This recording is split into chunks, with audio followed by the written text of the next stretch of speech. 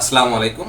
আজকে আমরা কথা বলবো ফিলিস্তিনের বর্তমান পরিস্থিতি নিয়ে এবং বহির্বিশ্ব বা আন্তর্জাতিক বিশ্ব কিভাবে এই যুদ্ধ পরিচালনা করছে এবং কিভাবে এটার সাথে আসলে যুক্ত আছে।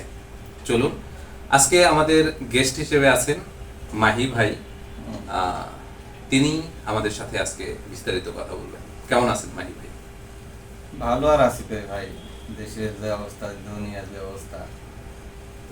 আসলে দুনিয়ার অবস্থা খারাপ। আহ, এই সময়ে এসেও যে আমরা আসলে যুদ্ধ দেখতে পাচ্ছি, যেটা আসলে অবিশ্বাস্য। মানুষ অনেক সভ্য হয়েছে দাবি করে, কিন্তু তারপরেও মানুষ আসলে সভ্যতার যে ব্যবহার সেটা করতে পারতেছে না। তো ইসরায়েলের এবং ফিলিস্তিনের বর্তমান পরিস্থিতি আপনি আসলে কিভাবে দেখেন, কিভাবে আসলে এটাকে বর্ণনা করতে চান? যুদ্ধ কখনো আসলে ভালো কিছু না। আহ, পৃথিবীর এখন যে অবস্থা, যোগাযোগ ব্যবস্থা, যে ডিজিটালাইজেশন, এর কারণে পৃথিবী যেখানেই যুদ্ধ লাগুক না কেন তার ইম্প্যাক্ট কোথাও না কোথাও সারা দুনিয়াতেই পড়ে। তো ব্যাড ইম্প্যাক্টই সবচেয়ে বেশি হয়। যুদ্ধ কখনোই একটা ভালো কিছু হয় না, কখনো কারোর জন্যই হয় না। এই যে বিশাল প্রাণহানি, সম্পদের ক্ষতি, আর যারা যুদ্ধ করতেছে তাদেরও বিশাল সম্পদের এখানে ক্ষয়ক্ষতি করতে হয়, ইনভেস্ট করতে হয়। তা আলটিমেটলি পুরো দুনিয়ার জন্য এটা একটা ভালো একটা ইম্প্যাক্ট পড়ে।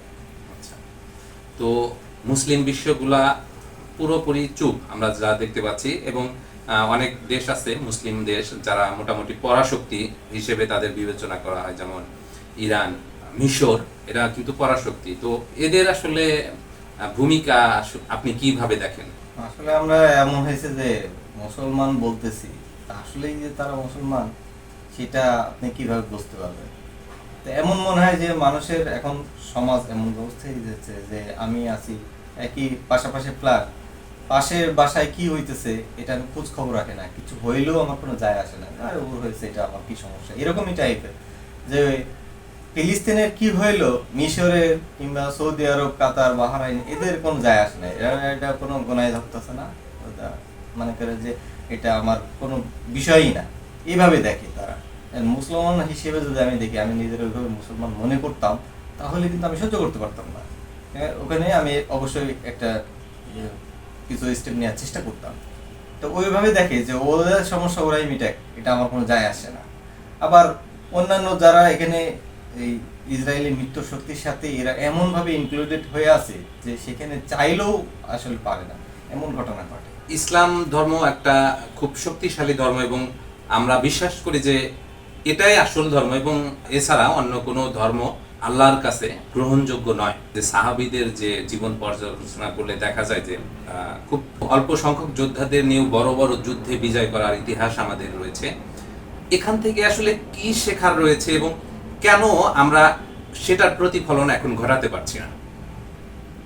এখন মুসলমান হিসেবে আসলে এই জায়গায় আল্লাহ অনেকবারই বলছে, অনেক জায়গায় বলছে যে যে কাদের প্রতি আল্লাহ রহম করে, সাহায্য করে, শক্তি দেয়, সেটা কাদের প্রতি? যে যারা মূলত খুব ভালো ইমানদার, হ্যাঁ, একদম ভালো মানের ইমানদার, তাদের আল্লাহ সাহায্য করেন। এটা বারবার বলতেছে যে সূরা নাসরে আছে যে কালের শপথ, সাহায্য এবং বিজয় অতি সন্নিকটে। তাদের কাদের জন্য? এটা প্রকৃত মুসলমান, আমাদের মুসলমানদের ভিতরে, আমাদের ইমানের ভিতরে ঘাটতি রয়েছে, যার কারণে দেখা যাচ্ছে যে ওই বিষয়টাই আমরা রিচ করতে পারছি না, আল্লাহর প্রতি আস্থা নেই, হ্যাঁ, আমাদের ইমানের দুর্বলতা রয়েছে, যার কারণে এই বিষয়টা আর হয়ে ওঠে না সেই সময়। 313 জন সাহাবী নিয়ে দেখা যাচ্ছে বদর যুদ্ধে জয়লাভ করে বলছে 1000 শত্রুপক্ষের 1000 সৈন্য, তাদের আবার অস্ত্রপাতি অনেক, হ্যাঁ। সেখানে করছে কি আল্লাহ সাহায্যকারী শক্তি আসছে, 313 জন মাত্র নাম্বার এখানে, কিন্তু আল্লাহর সাথে আসলে সরাসরি যুদ্ধ হয়েছে, এই টাইপের আল্লাহর প্রতি ওই রকম আস্থা ছিল তাদের। কিন্তু এখনকার পর্যায়ে আমাদের ওই ইমানি শক্তি নাই, যার কারণে এটা ওই রকম হয় না। তার মানে আপনি বলতে যাচ্ছেন যে আসলে আমাদের ইমানি শক্তি দুর্বল, যে কারণে আমরা আসলে আল্লাহর পক্ষ থেকে সাহায্য পাচ্ছি না। ইমানি শক্তি দুর্বল, আল্লাহর প্রতি আস্থা নেই, যার কারণেই তো হচ্ছে না যে আমি তাকল তো আল্লাহ করবো, সেই ইমান নাই আমার। এই যে যুদ্ধ, হাজার হাজার মাইল দূরে থেকে আমাদের বাংলাদেশের মানুষের যে ধর্মবিরোধিতা বা মুসলিমদের প্রতি যে ভালোবাসা, সেটার দিক থেকে আমি দেখলাম আমাদের বাংলাদেশি যুবকেরা তারা আসলে যুদ্ধে যেতে চায়। এবং গত কাল আপনি জানেন যে একটা ইন্টারন্যাশনাল হরতাল পালিত হয়েছে সারা বিশ্বে। তো সেইটার ডাকে আমাদের মুসলিম সমাজের বা আমাদের বাংলাদেশের কিছু মানুষ বের হয়েছিল। তারা জানেন সিলেটে এবং চিটাগাংয়ে, এছাড়া আমি শুনতে পারলাম যে খুলনায় এ ধরনের ভাঙচুর হয়েছে এবং দেখলাম যে বাটা শোরুমের দোকান তারা অ্যাটাক করে সেখান থেকে জুতা চুরি করে নিয়ে গেছে। এই যে ব্যাপারটা, এটা আসলে আমাদেরকে কতটুকু হেয় করে এবং আসলে কি আমরা কি শিখতে পারছি এই প্রজন্মের কাছ থেকে? এখান থেকে আসলে যে জিহাদে যাওয়ার বিষয়টা, এটা ম্যাক্সিমাম ক্ষেত্রে যেটা বোঝা যায়, যেমন হয় আবেগের ক্ষেত্রে, যে আবেগ আমার, তারা মুসলমান এরকম হইতেছে, হ্যাঁ মানবিকতা, আমার একটা উদ্বেলিত ভাব আসছে, যার কারণে আমি যেতে চাই। কিন্তু আপনি দেখেন অনেকে বলতেছে এরকম বিভিন্ন সোশ্যাল মিডিয়ায় যে ভিসা ফ্রি করে দেওয়া হোক, যাবো। ভিসা ফ্রি করে দিলে কয়জন যায় দেখেন না, আসলে যাবে না, যেতেই চাইবে না, এরকম হয়, হতেই পারে। আপনি বলতে কিছু সংখ্যক না, সারা বাংলাদেশেই একটা আসলে এটা একটা বড় আকারেই ঘটছে সমস্ত জায়গায়, প্রায় জায়গায়। হ্যাঁ, আগামী 12 তারিখেও মানে একটা প্ল্যান রয়েছে, প্রোগ্রাম রয়েছে। যে ঘটনা যেটা হয়েছে সিলেটে, খুলনায় বিভিন্ন জায়গায় যেসব ভাঙচুর হয়েছে, এটা আসলে খুবই খারাপ জায়গা। আপনি বলছেন ইসরায়েলের পণ্য আপনি বয়কট করবেন, কিনবেন না, ঠিক আছে, চুরি করা সেটা কি লিগাল? সেটা কি বয়কট? না, এটা তো আপনি এটা কেনা আমার জন্য ঠিক না, অবৈধ, আর এটা চুরি করা আমার জন্য হালাল হয়ে গেল, এটা তো এটা মানে বিষয়টা আসলে হাস্যকর। এবং সবচেয়ে বড় যে বিষয়টা, অন্যান্য ধর্মের লোকদের কাছে আসলে না, বিষয়টা আপনি ইসলামকে দেখেন, হেয় এখন করা আমাদের হয়েছে। আমাদের দেশে এখন একটা ইনভেস্টমেন্ট সামিট চলতেছে, হ্যাঁ, যে বিনিয়োগ সম্মেলন। সেই সময় এই ঘটনা ঘটলো, এখানে হয়তো কারোর একটা ইনকাম থাকতে পারে, হ্যাঁ। তারপরে কি হয়েছে, কেএফসি, আবার অনেকে দেখছে বিভিন্ন সব পানীয় কিনা রয়েছে, তার স্টোরে রয়েছে, তো সেইগুলো সে ফালাই দিতেছে। সে তো টাকা ইসরায়েলকে দিয়েই দিয়েছে, যদি ইসরায়েল কোনো হয়েই থাকে, এরপর সে নষ্ট করলে তো নিজেরই ক্ষতি করবে। সেটাই, যা আছে সেগুলো থাক, আর কিনবো না, এটা হতে পারে। মানে যদি আসলে আমরা ইসরায়েলি পণ্য বয়কট করতে চাই, সেক্ষেত্রে আমাদের আসলে আমদানি বন্ধ করতে হবে, অথবা যেগুলো আমরা কিনে ফেলেছি সেগুলোর সঠিক ব্যবহার করে আমার মনে হয় আর কোনো কিছু না কেনা, সেটা হতে পারে একটা হ্যাঁ। সুন্দর উদ্যোগ।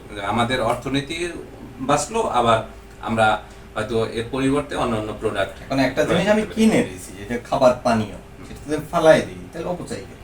আবার ইসলাম বলতে অপচয় করি শয়তানের ভাই। তা আপনি মুসলমান হিসেবে এই কাজটা করতে পারেন? তাহলে আমরা কেমন মুসলমান আসলে? বর্তমান পরিস্থিতি এবং এই পরিস্থিতি থেকে আসলে উত্তরণের পথ কি হতে পারে আপনার মনে হয়? উত্তরণের পথ হতে পারে, দেখেন আপনি ইন্ডিয়া পাকিস্তান পাশাপাশি আছে, একজনের যদি আমি মুসলমান দেশ ধরি, হ্যাঁ, তারা আইনের প্রতি কিংবা ইসলাম ধর্মের প্রতি অনেক ঠিক আছে, ভালো পোষণ করে।